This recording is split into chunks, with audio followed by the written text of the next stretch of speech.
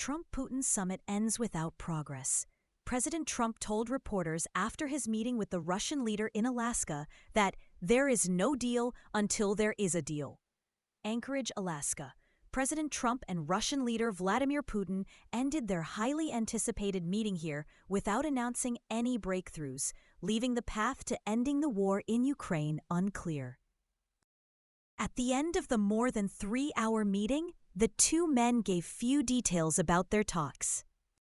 The Israeli army is preparing to depart Gaza City residents with babies in tents among those killed in recent attacks. The army claims it is displacing the population to ensure their safety, even as health officials report deadly attacks on previously designated safe zones. The Israeli army is preparing to deport Gaza City residents with a baby in a tent among those killed in recent attacks.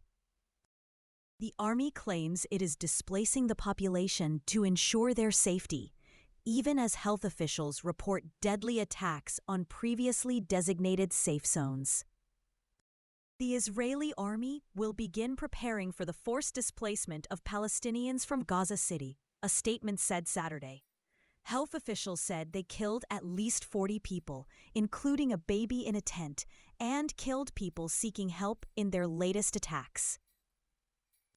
At least 320 people died in Pakistan due to monsoon in last 48 hours. The Provincial Disaster Management Authority said that the majority of the deaths, 307, were reported in the mountainous Khyber Pakhtunkhwa province.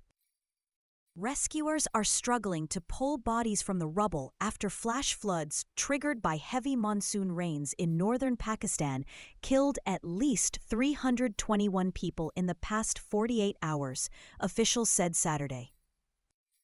The Provincial Disaster Management Authority said the majority of the deaths, 307, were reported in the mountainous province of Khyber Pakhtunkhwa. Most died in the flash floods and collapsed houses, with 15 women and 13 children among those killed. At least 23 others were injured.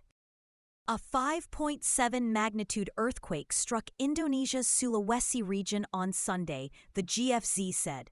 A 5.7 magnitude earthquake struck Indonesia's Sulawesi region on Sunday, the German Research Center for Geosciences, GFC, said.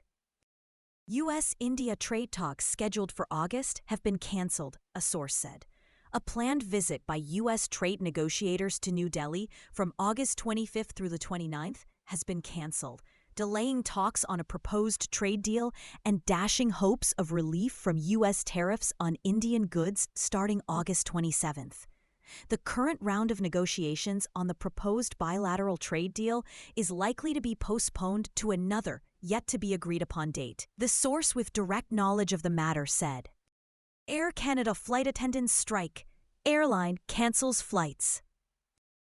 Passengers around the world are feeling the effects after the union representing more than 10,000 flight attendants with Air Canada announced that its members were walking off the job after failing to reach an 11th-hour agreement with the airline. The strike officially began just before 1 a.m. Saturday. Keelan Prignitz and her family from Ottawa were returning from a European vacation, but were left stranded after their flight was cancelled. The airline said all Air Canada and Air Canada Rouge flights would be cancelled due to the work stoppage. The company said an estimated 130,000 customers would be affected each day the strike continues.